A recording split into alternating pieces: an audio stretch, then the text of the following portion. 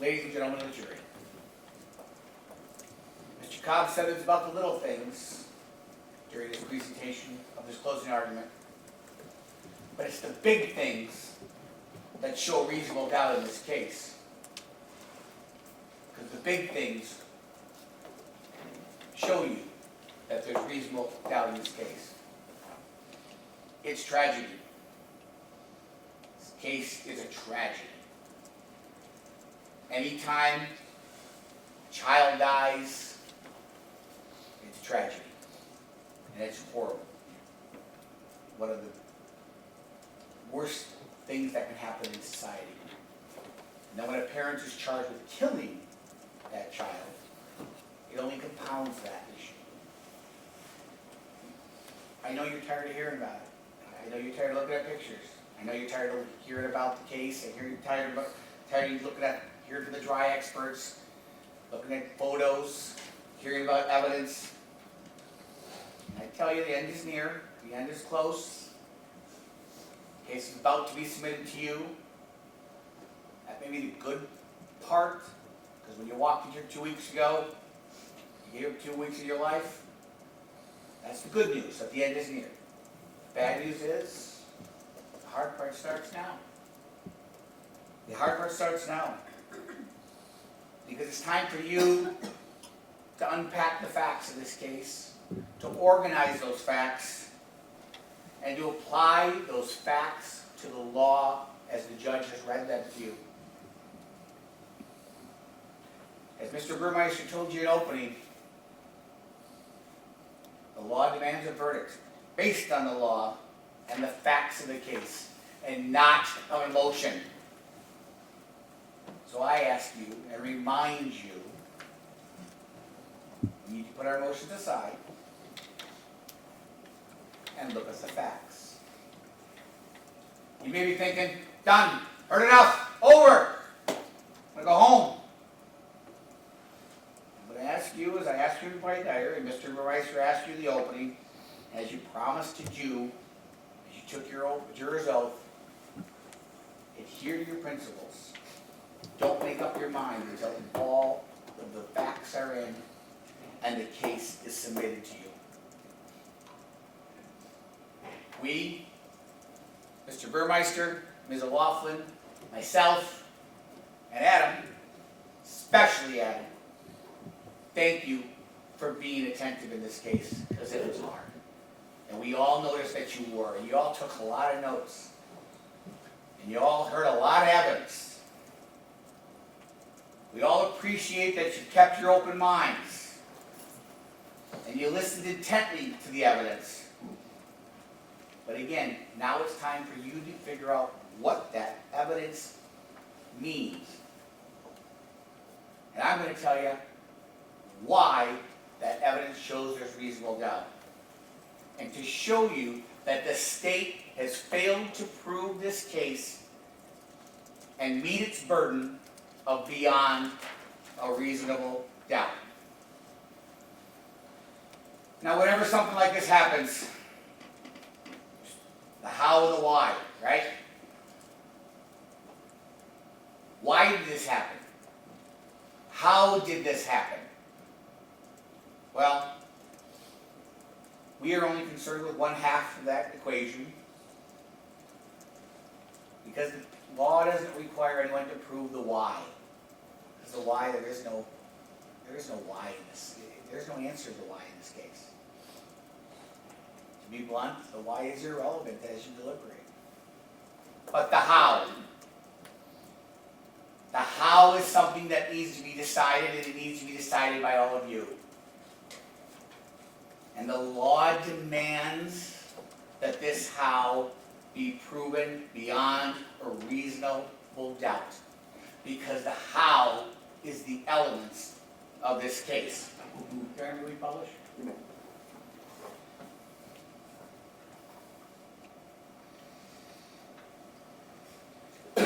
As you've been told time and time and time again, the state has charged Adam Price with the first-degree murder of Emily Price and the first-degree murder of Theodore Price. The The elements of those are that Adam Price did so purposely, and that he did so with deliberate and premeditated malice. That's the how. Purposely, deliberate, and premeditated malice. The how. 3 words. The words that define this case. You just heard the judge tell you in deliberations, purposely, deliberate, premeditated, malice. Those words that must be proven by the state beyond a reasonable doubt. And I'm going to show you how the state has failed to prove those words. And how you can feel comfortable when you vote not guilty on this case. Because that will be a tough vote because of the facts of this case. But when you take emotion out of it, you will be able to do that. In order to prove those 3 words, the state has to prove the causation. The cause of death. Which we had $1 for every time that phrase was being used during this trial. But that is what the how is. The cause of death. They've told you that it's asphyxiation by suffocation.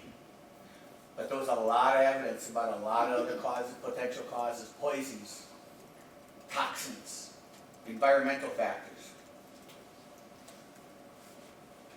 The cause of death was not proven beyond a reasonable doubt.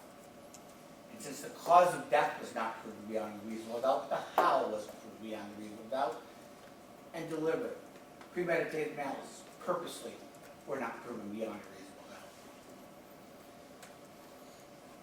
Now, we're going to talk about the case in a little bit, but I just think it's always important to remind you of the rights that every citizen has in the United States. And the first of that right is the right of presumption of innocence and the right to remain silent. As I told you, Mr. Price is innocent and not guilty, and until and only until the state has proven beyond a reasonable doubt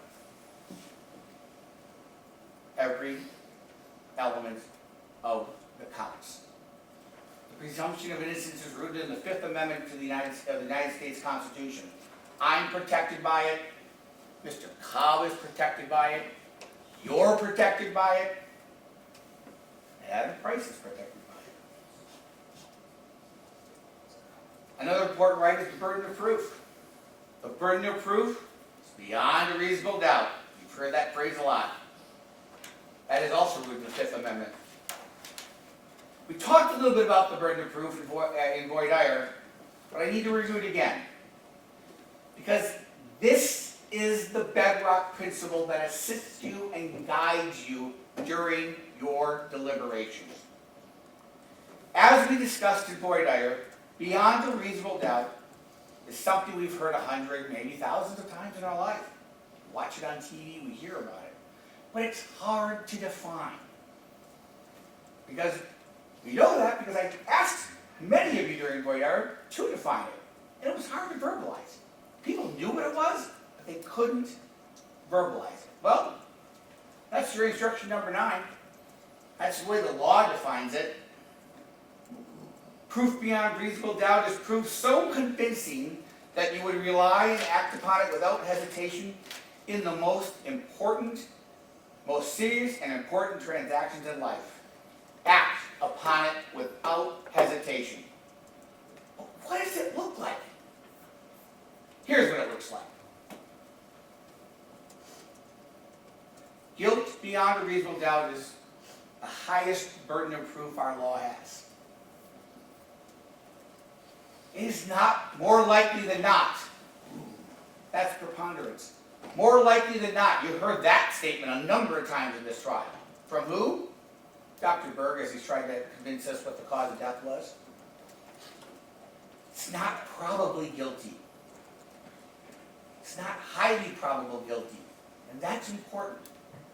Because that's clear and convincing. That's not beyond a reasonable doubt. And that highly guilty and probably guilty, that's a standard that people like to use in highly emotional cases because, man, we got 2 dead kids.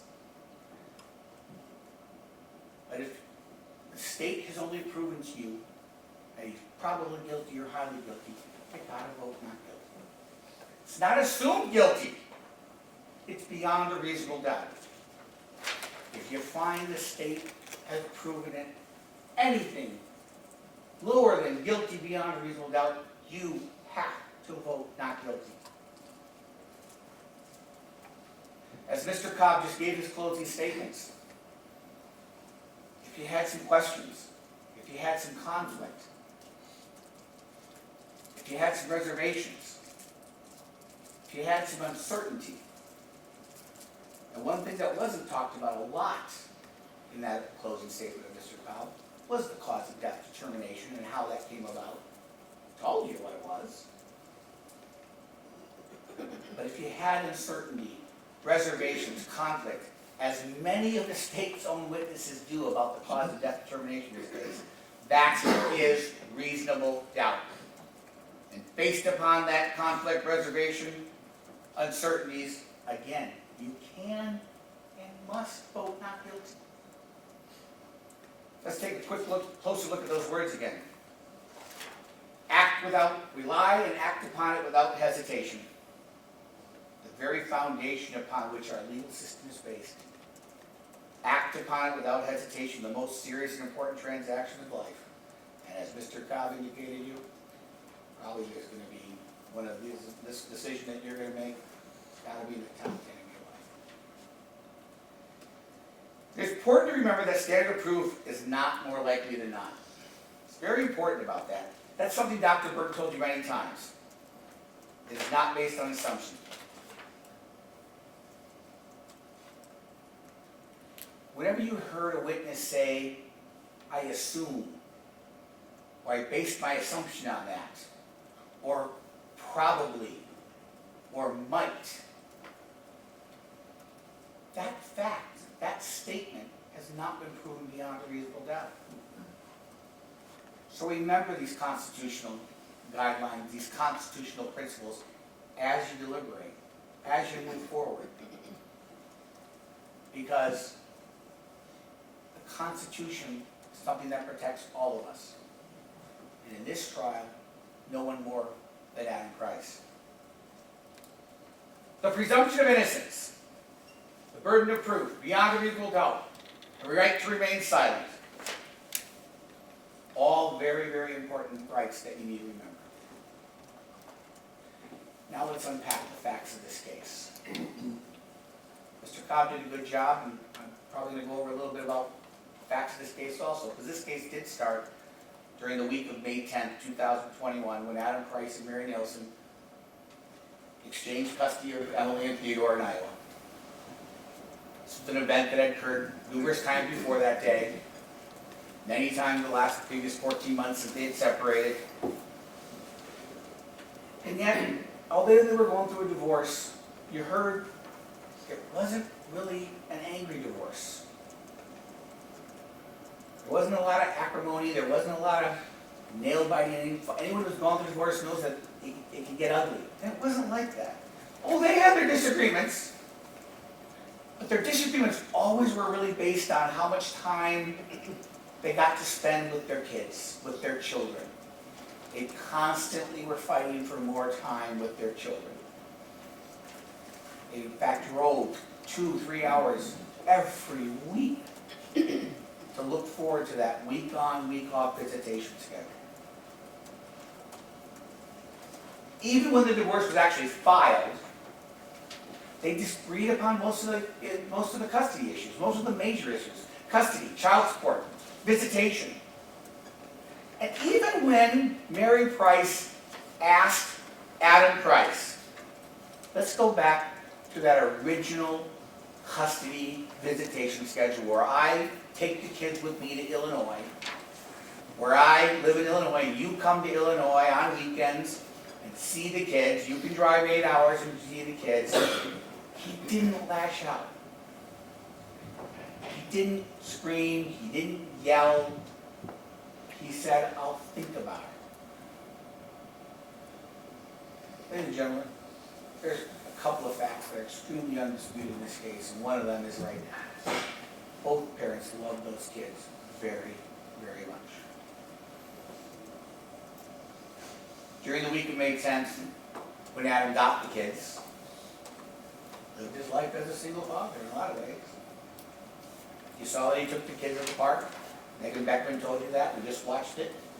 We saw them on the walk either to the park or away from the park, because Emily did say, I see the park. Adam's holding Theodore's hand. Emily's 25 feet ahead, skipping. At the park, Megan Beckman told you how everything went down. Her kids were playing with Emily and Theodore. Adam was walking around like a parent does. You know, he's not one to sit on a bench to chatter with moms. He was walking around. But Megan Beckman told you kids were very happy.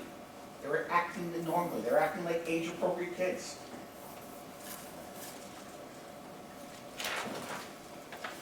For Adam, it was also a pretty normal week. Now the state wants you to think that this is a sinister week, a planned week. He had a plan.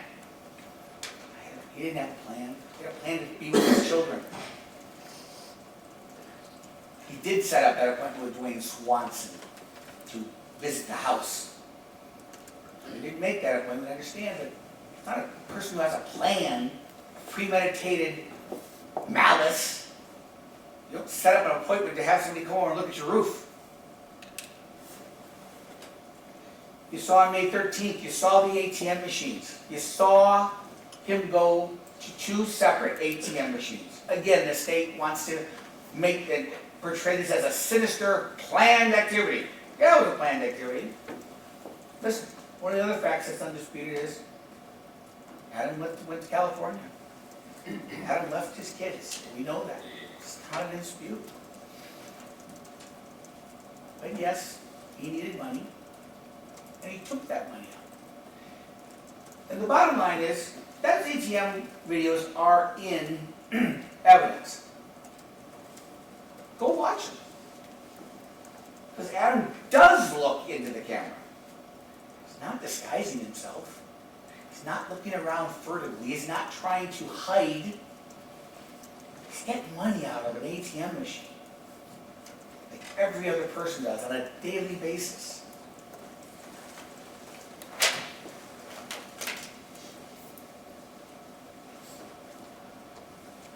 State made a big deal, or at least stated about why he pulled up short.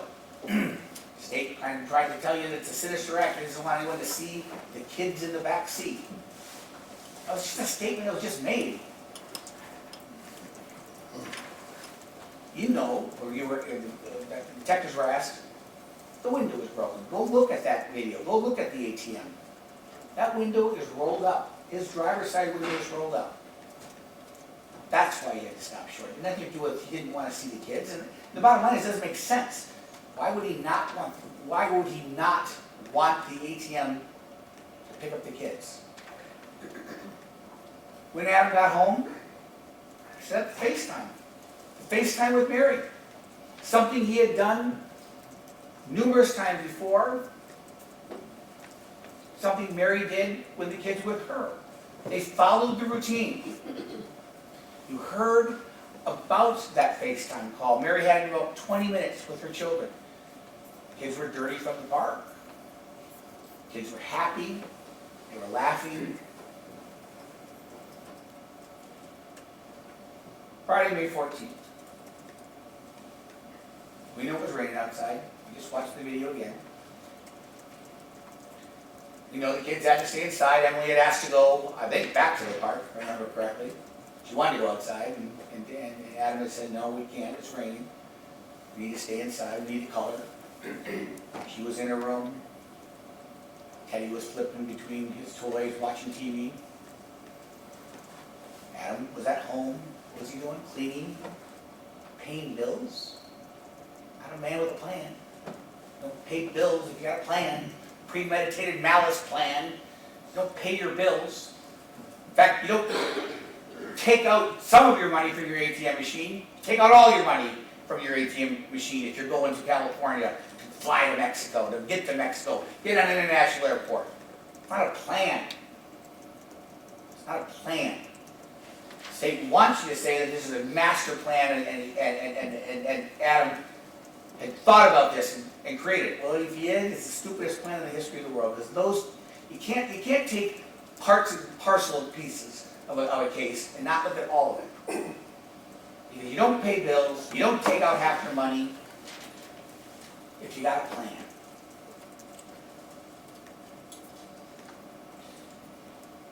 We know that the family had some cinnamon rolls. They had a breakfast of cinnamon rolls.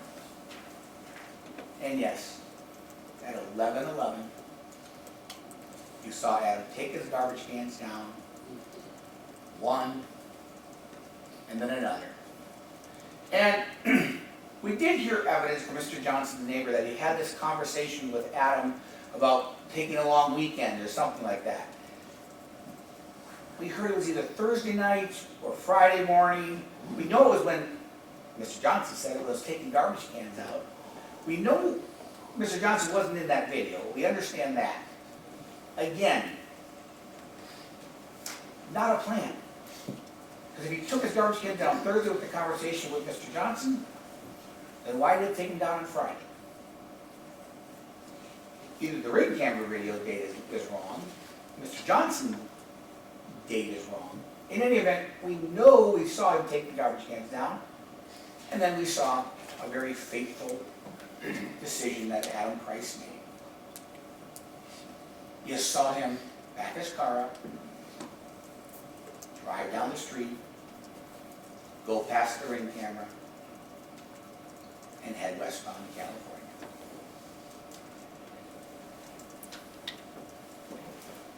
And the kids were no longer to be seen until they were found on Sunday by Cash and Morgan. But it's very important to know the evidence does not show when Adam left at 11:11 that day if they were alive or if they were dead. And that is important. The state has failed to prove beyond a reasonable doubt that fact, where the kids were and whether they were alive or they dead. You know, 2 days later they were found, but not at that point.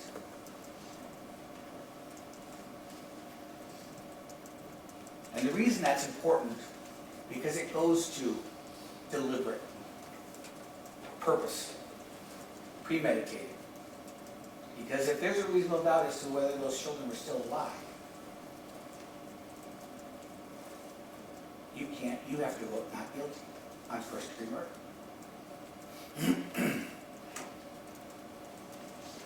You cannot find that Adam deliberately and with premeditated malice killed those children if you felt that they're still alive when he left on that day. Now, there is the why. Why did he go to California? And that is a question my office and I have been pondering. And as we said, the why is not going to be answered. The state tried to give you a sinister reason, because the why can't be answered. The why can't be answered. The state gave you a sinister reason of the why. But the truth is, the evidence doesn't say why Adam left for California. But as a society, as human beings, we want answers. And since they gave you a supposition, I will too, on the why he left for California. Everyone agrees on the undisputable fact. Adam was in crisis. Adam was in stress. His life was failing. His marriage was failing. He was involved in a divorce he didn't want. Didn't get to see his kids as much as he wanted.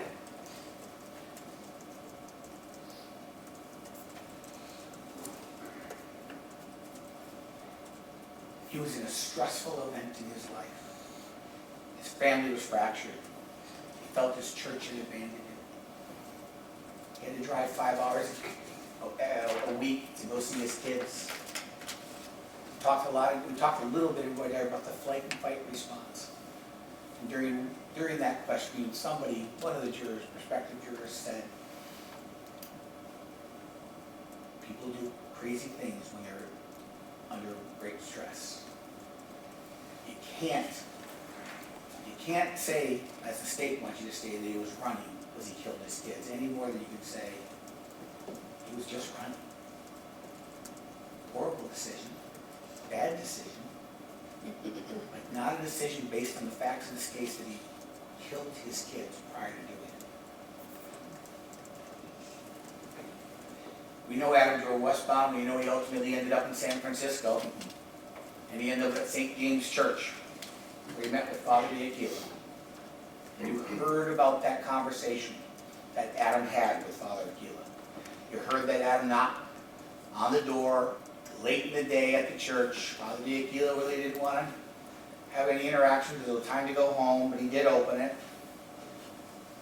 Now we question whether that conversation happened again on a Friday or a Saturday. Father D'Aquila was a little confused on that. Doesn't matter in the long scheme of things because he did invite Adam in. Yes, they had a theological conversation. Adam was emotional. Adam was distraught. Adam was in conflict. He was looking for guidance. He's 1,500 miles away from his children at this point.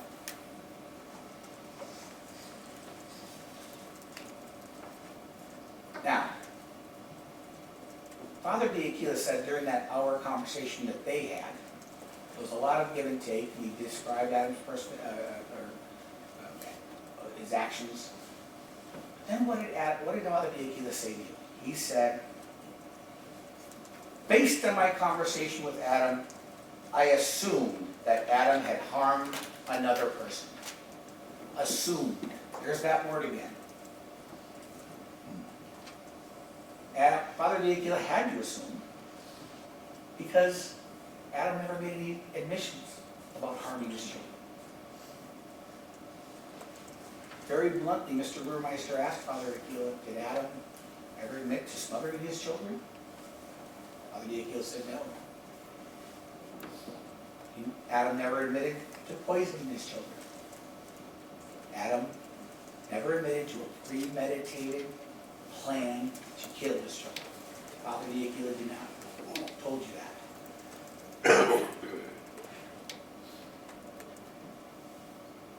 As Mr. Cobb indicated, after that conversation, Adam went to Mass the next day, then left, and clearly was still in a sort of spiritual need. So he then found himself ultimately at St. Peter's Church, where he met Father Jerome Foley. It's important to note, because this is probably the biggest interaction and the biggest part of this case, that Adam's and Father Foley's interaction was only 20 minutes long. Knocked on the door, late in the day, again, Father really didn't want to have to deal with visitors, like we all would, we understand it, but he did.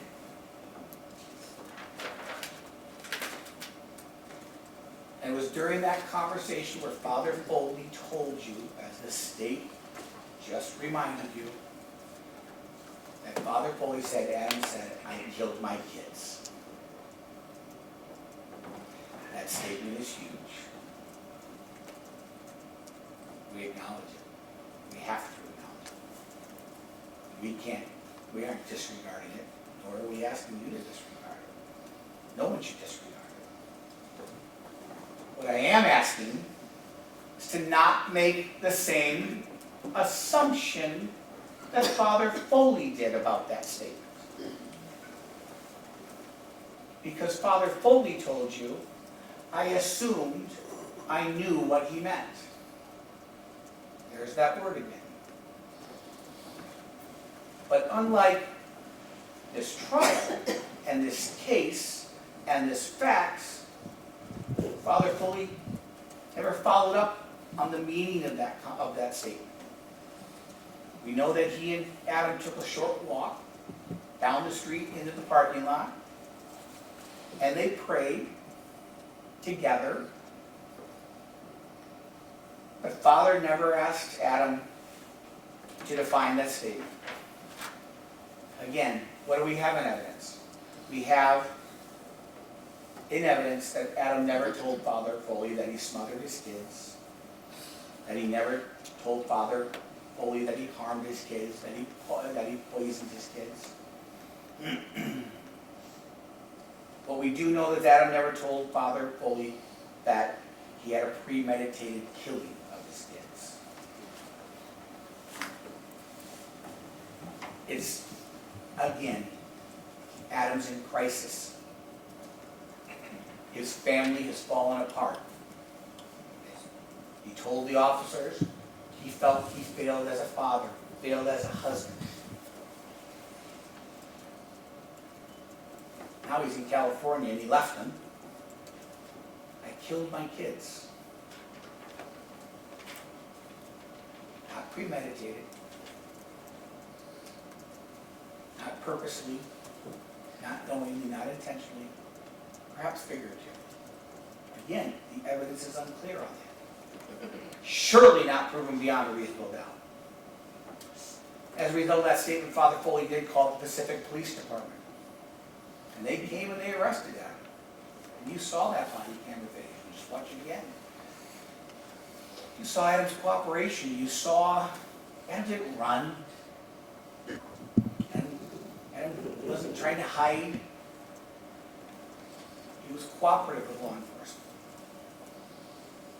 You saw his quiet, calm demeanor. I think a quiet, calm demeanor to me also can mean motionless, flat.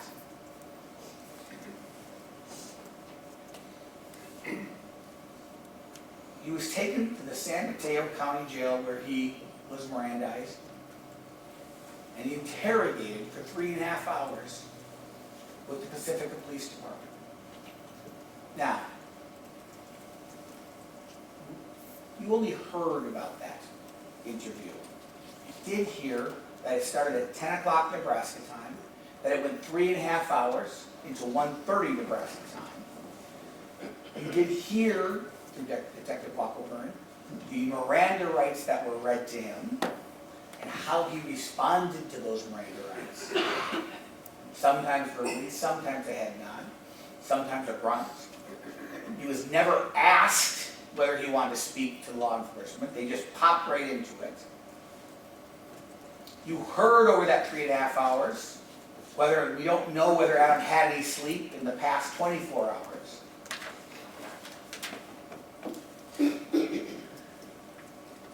You heard that there were long pauses after hard questions. A person has a right to remain silent, and you can't take that against them. That's one of the constitutional rights that we have. The state wants to make a big deal that, why did you kill your kids, Adam? How did you kill your kids, Adam? Look at these pictures of your kids, Adam. Who did you kill first? No answers. You can't take that silence as an admission. Mr. Cobb said he looked at pictures of Teddy. He loved his kids. He's in California. He made a bad, horrible decision to leave them.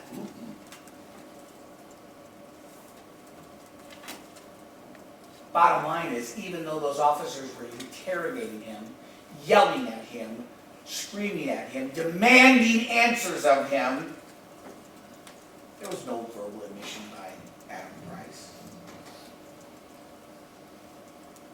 No admission that he killed his children, that he smothered his children, that he had a premeditated plan to kill his children. You heard a day and a half later, 3 Bellevue police officers came out to California and interrogated Adam for 8 hours. And you heard about that conversation again. You didn't see that conversation, you heard about it. You heard, when it was an interrogation, you might think, I'm a cop, I'm going to ask open-ended questions, you're the suspect, you're going to answer. That didn't happen here. Detective Briner made specific statements and waited for a response. Okay? Mr. Cobb threw some of his responses out. But some of the other responses that Detective Greiner asked Adam if he had a moment where he wasn't just himself and got angry and it went too far. Adam, I'm not certain.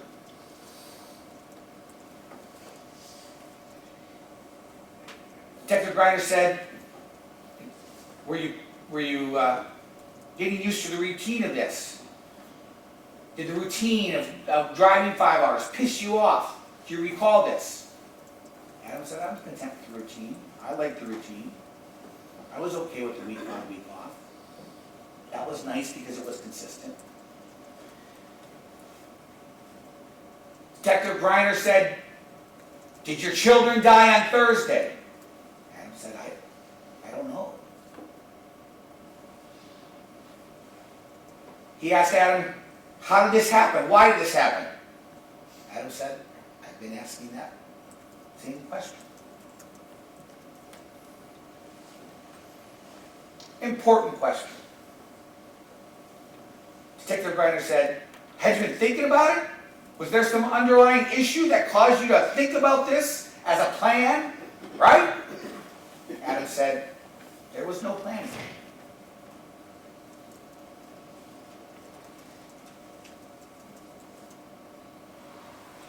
He asked if it was an intent to get them to a better place because they weren't able to live with both parents. He said there was no intent.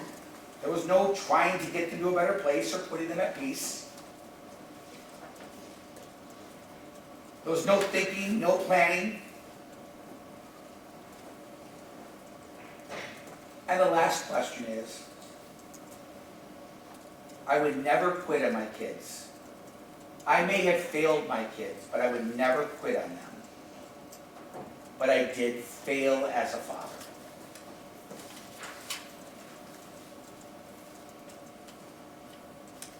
Again, what you didn't hear over that 8.5-hour interrogation, you didn't hear that he admitted to smothering his kids, you didn't hear that he poisoned his kids, you didn't hear that he was premeditated killing of his kids.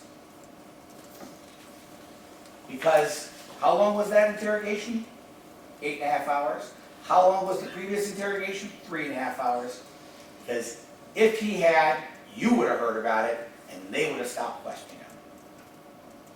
They knew the question was still up in the air after both of those interrogations of what happened to those children.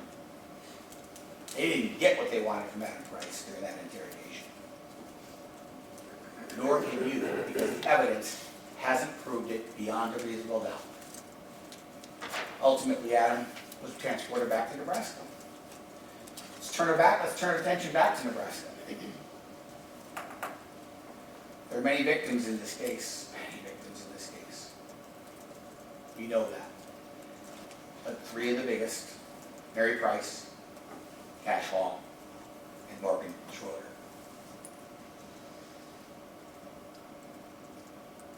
On May 15th, a frantic Mary Price, was looking for her kids. She hadn't spoken to them. She was trying to reach Adam, trying to reach her kids, because it had not happened before. Adam was always on the phone. Because she hadn't heard from the kids, and her concern wasn't just for the kids, it was for Adam too, because of his history of epilepsy. But because she had that concern, she did call the Bellevue Police Department. 2 times. A couple different times, but 2 times where action was taken.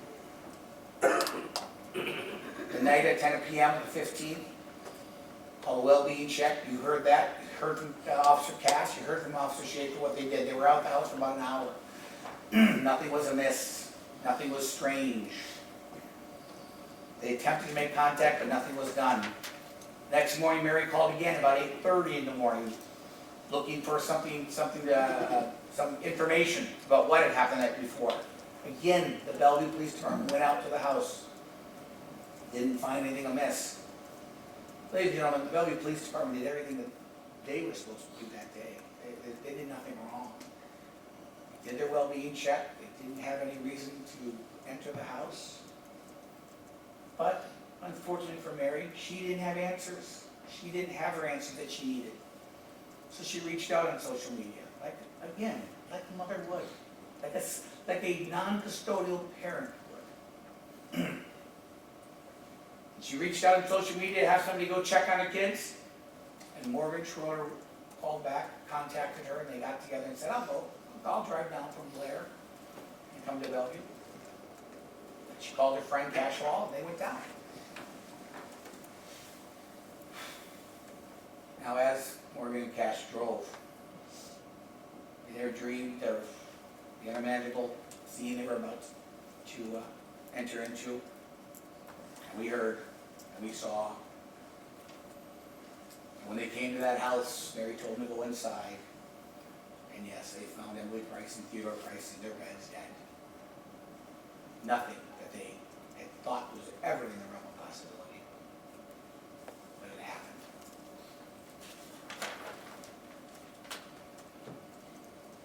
You can feel sorry and feel anguish for Morgan and Cash for having to see what they saw and have to come testify about it. You can feel sadness for both of them. That's human nature. Everyone did.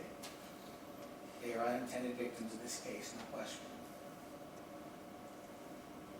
But again, I need to remind you, and you need to put those emotions aside for Cash, for Morgan, for Mary, as you deliberate the elements of this case. Because you know at the heart of this case, and the law demands it, is emotionless, sometimes heartless. But the bottom line is, this case isn't about everything we just talked about. I needed to address it because it's happened. But those of them, that's the emotional side of this case, and I know the state wants you to focus in on that. That's not what this case is about, because that's not what your deliberations need to be about. This case is about the chaos, the failures, the lack of attention to detail on the investigation into the cause of death of Emily and Theodore Price. Because that's what this case is about. That is the how. That's the how. The deliberate, premeditated malice, purpose, death of Emily Price and Theodore Price. The cause of that. Because once you figure out the cause of that, you can apply that cause to those elements. The elements of the case is you need to deliberate and find. And if the cause of death is in doubt, then those are in doubt. And those doubts are reasonable. And again, you can and you must vote not guilty. Even if it's highly probable that you think you know what happened.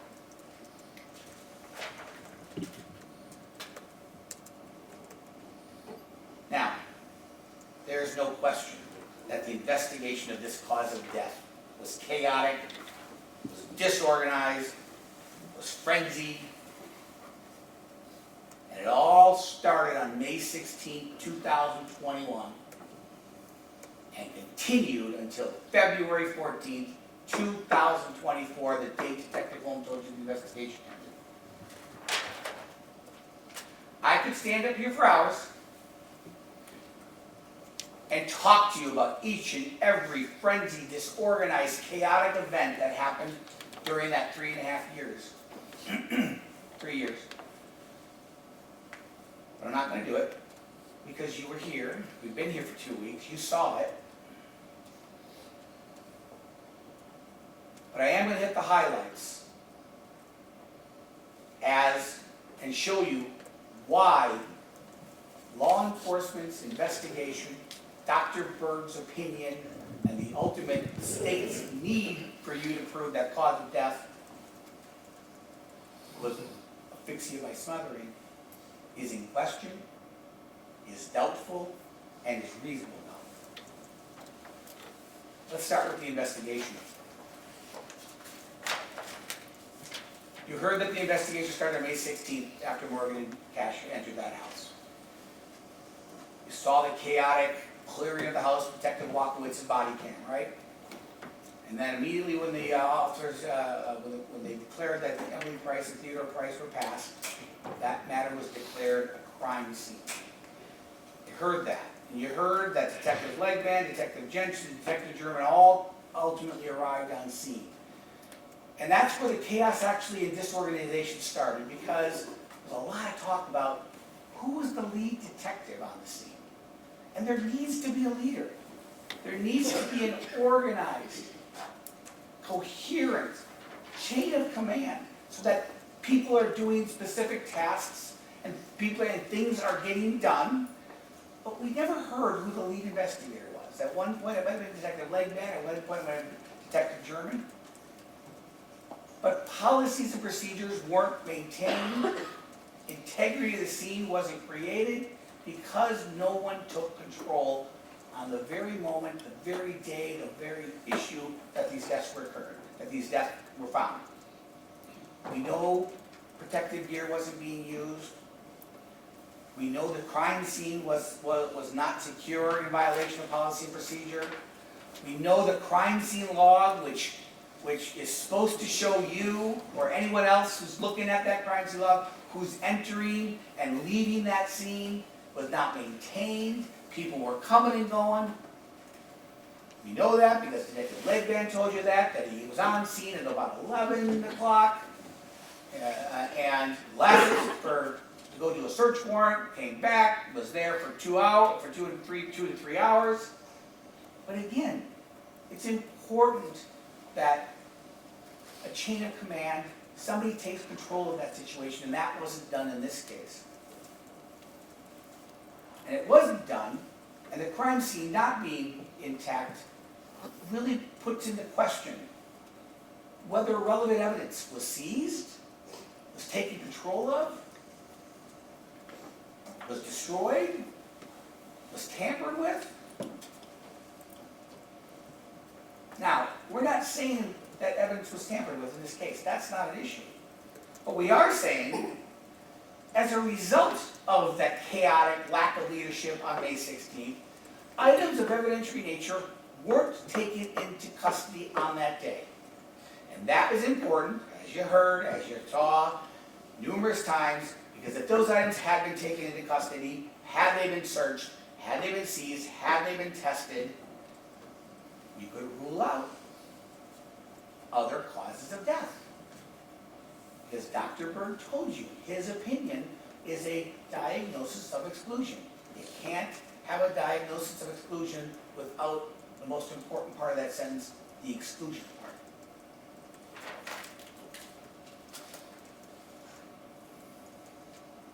Now, you've been told that the cause of death for Emily Price and Theodore Price was asphyxiation by smothering. He told you that. He told you it was a diagnosis of exclusion. But in order to do that, you need to exclude other causes of death. And in order for your manner, method, and you to be able to count and depend on, beyond a reasonable doubt, those conclusions, you want to make sure that an investigation is methodical, systematic, analytical, measured, independent, and unbiased. The investigation of law enforcement, the investigation of Dr. Berg. And that wasn't done. Let's talk about how it wasn't done. The initial working theory, no question. They came on the scene, didn't see trauma on Emily, didn't see trauma on Theodore. They smelt an odor in the house. It was some sort of death by poisoning or toxin or environmental factor. That was the working theory of law enforcement. The state can ignore that. The state can tell you that Dr. Berg came to as a cause of death determination of asphyxiation by smothering, but we know that everybody was still assuming, was still believing, still had doubt about that theory as recently as September of 2023, because they were still testing stuff, and we'll talk about that. We know that after the autopsy that was done on the 17th of May, that the cause of death was undetermined. Why? outcomes of toxicology and histology. Law enforcement's focus was the toxicology part. They were in charge of finding, searching, seizing evidence that could be submitted for testing for the purpose of being able to assist Dr. Berg in coming to his diagnosis by exclusion. You heard that on May 16th, the search warrant that Detective Legman and Detective Jensen created and received permission for, we allowed them to take over 40 different types of items from 2016 Alberta Act. We know that there was subsequent search warrants on the 21st, subsequent search warrants on the 25th, all for the purpose of gathering information to help with the question of toxicology that Dr. Berg needed in order to make his diagnosis of exclusion. 40 items were authorized to be taken, including sheets, pillowcases, bedding, rat poisons, ant killers, rags.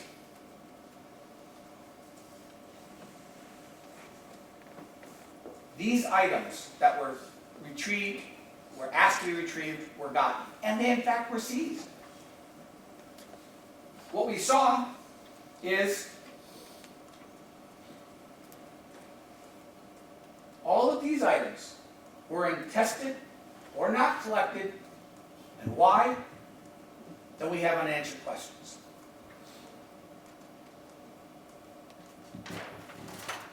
These items that were untested could have excluded other causes of death, which allows for you to come to a conclusion of beyond a reasonable doubt of the cause of death, but they weren't. Not the sheets, not the bedding, not the blue substance, not the pillowcases, not the damp rags, not the cinnamon crumbs, not the pans used for baking, not the stomach contents, not the weed killer, not the ant killer, not the unknown granules. And then the two biggest ones. The items, ladies and gentlemen, the two biggest items of all the items on that list that were untested: clothing that Emily was wearing at the autopsy that was taken into custody, and clothing that Teddy was wearing at the autopsy that was taken into custody. You heard numerous times how Dr. Berg would have liked those to be tested, needed those to be tested. Detective Holmes said he was going to get it to the Douglas County Crime Lab to get them tested. For whatever reason, it wasn't done. And the reason it wasn't done is because there was a failure of leadership on this case. And therefore, the cold case is sloppy. It's the big things of this case that find reasonable doubt. When the bottom line is, you know these things weren't tested. That was shown time and time again during this case. But the answers to our questions of why they weren't tested were so confusing to me.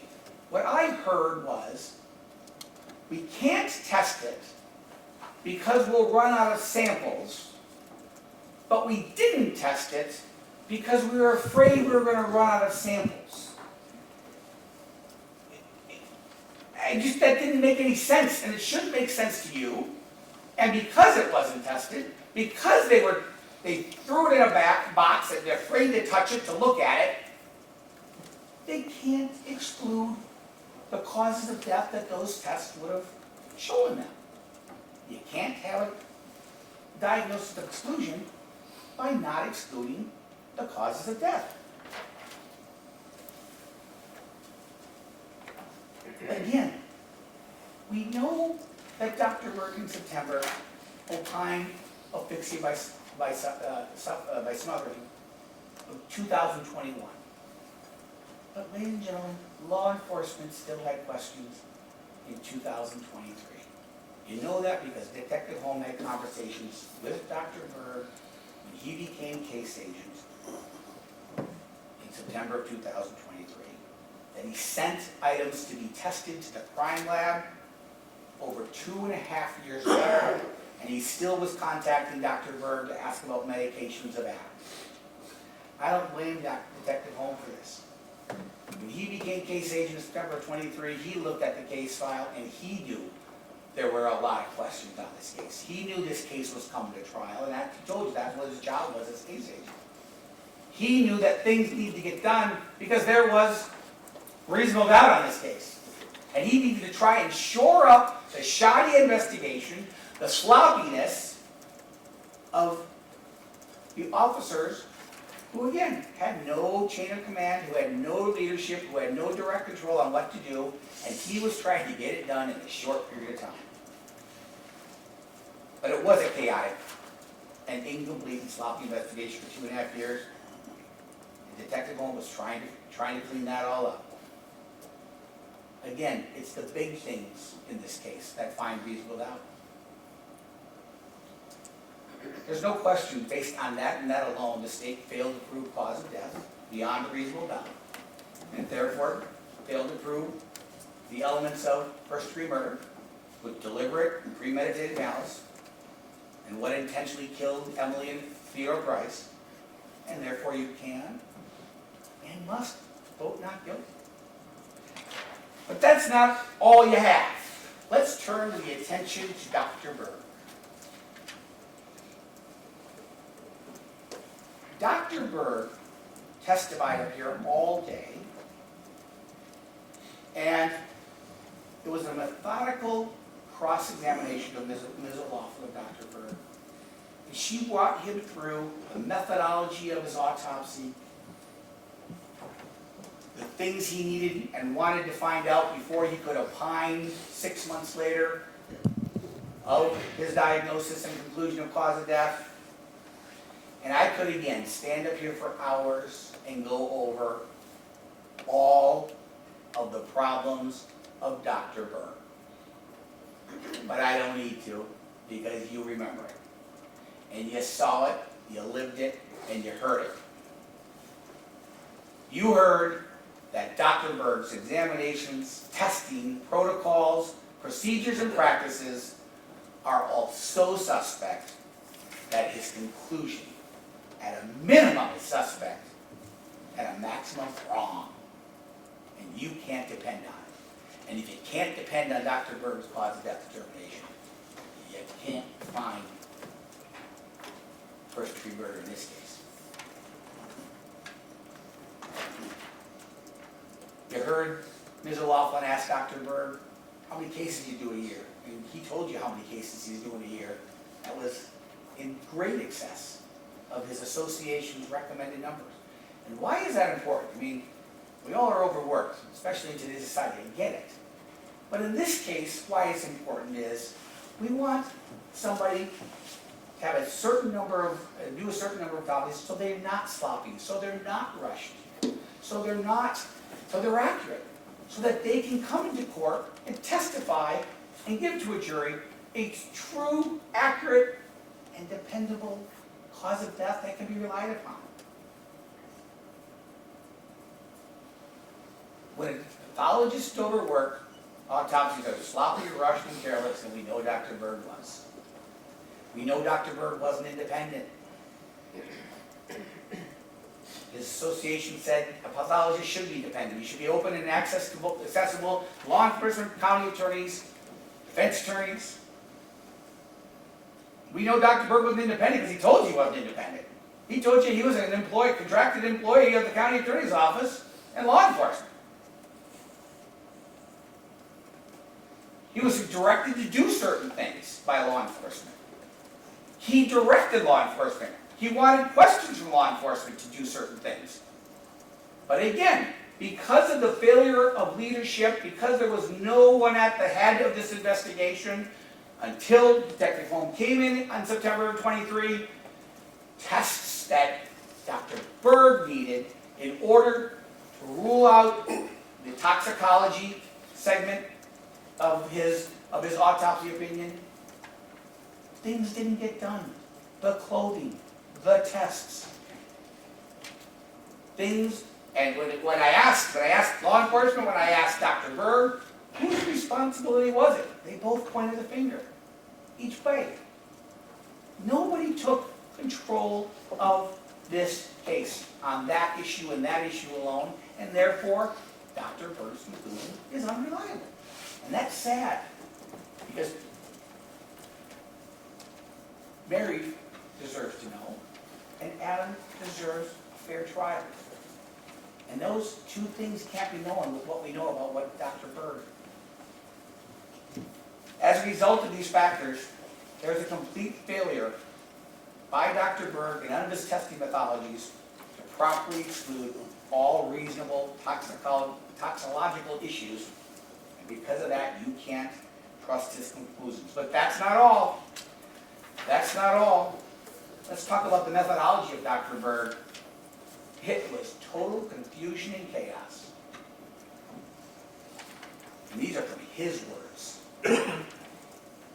He told you numerous times that he keeps things in his head. He doesn't write things down. I keep it in my head.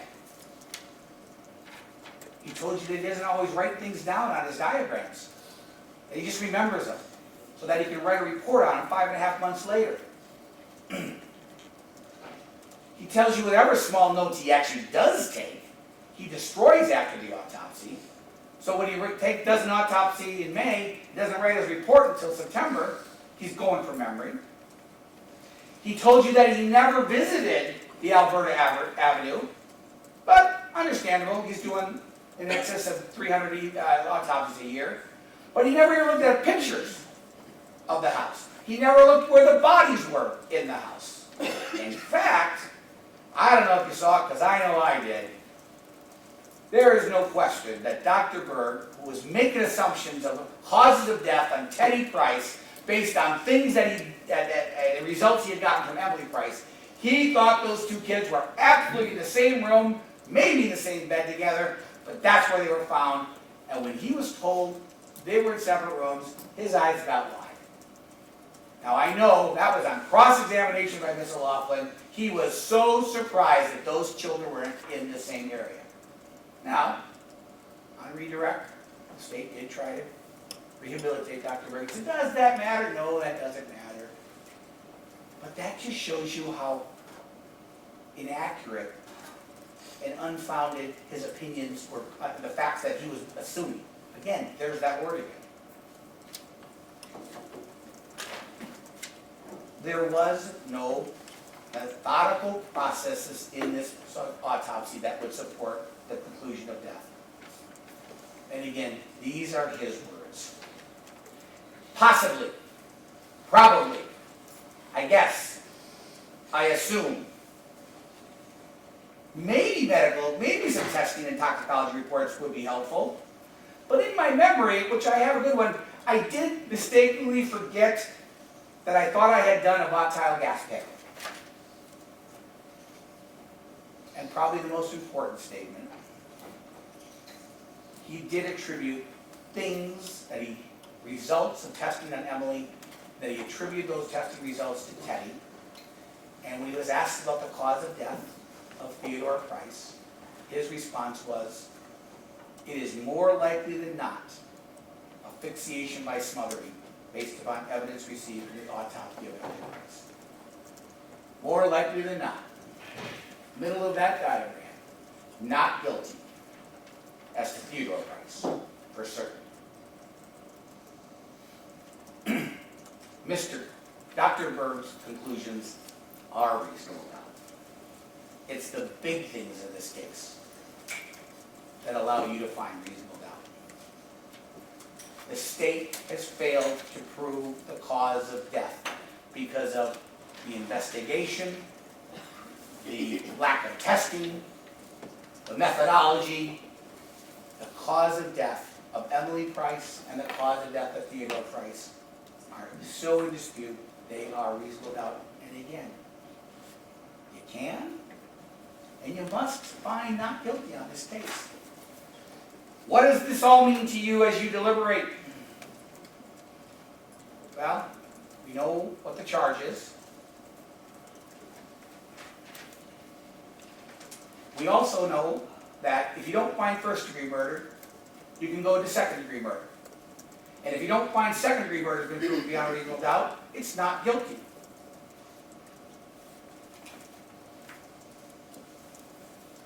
So those are your two choices. Those are the elements. Those are the counts that you need to look at. And if you don't find each and every element have been proven beyond a reasonable doubt, you must find not guilty. And that may be hard when you have the death of two children. That's where you have to look at the evidence, look at the case, stick with your convictions, stick with your mind. Don't be swayed by emotion. Because you can and have to vote not guilty if the state hasn't proved it. As you deliberate, there are a couple of very, very important things I need you to remember. Emily Price count and Theodore Price count are sold and separate. Just because you come to a result on one of those counts doesn't mean that the second one automatically follows. You have to look at all of them individually, both counts individually, both kids individually, and go through a methodical review of the evidence on those cases.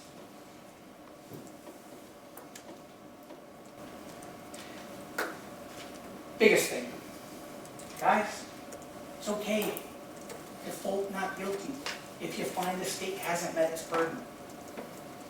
This is where it does get hard. You may feel that Adam probably did it, maybe did it, highly likely did it.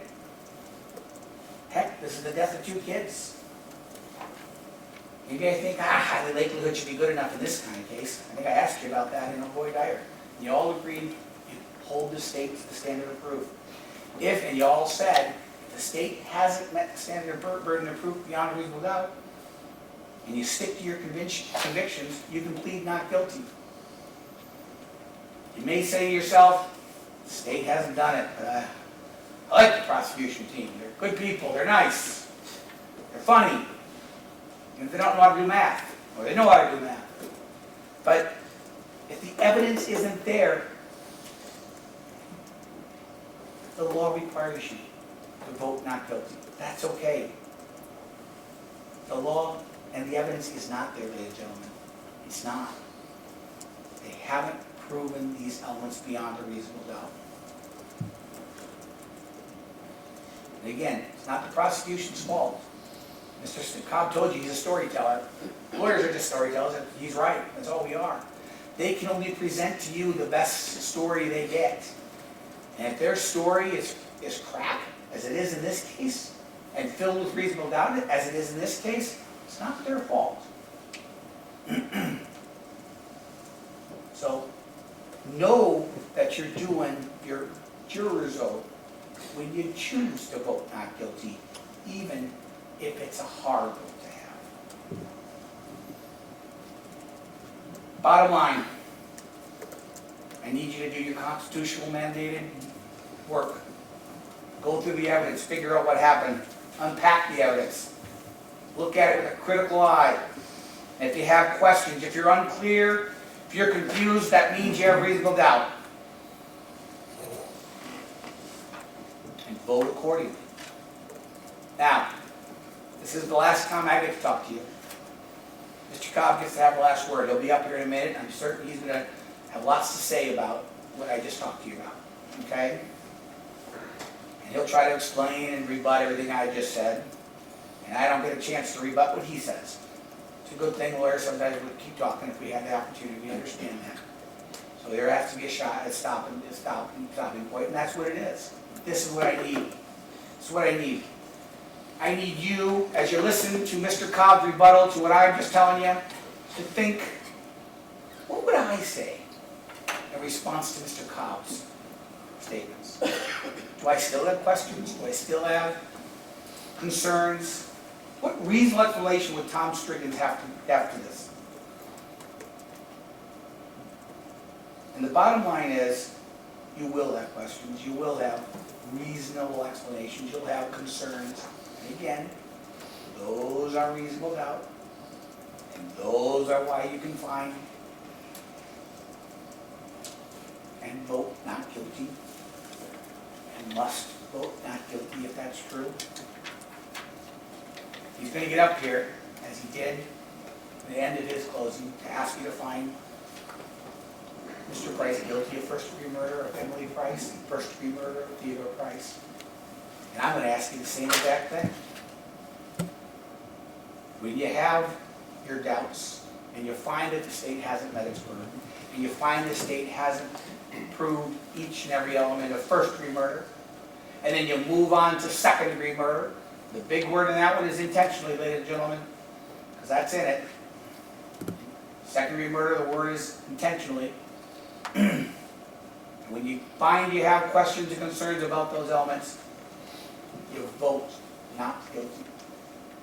And know that you're following your juror's oath, know that you're following your constitutional mandate, and know that you've done right, not wrong.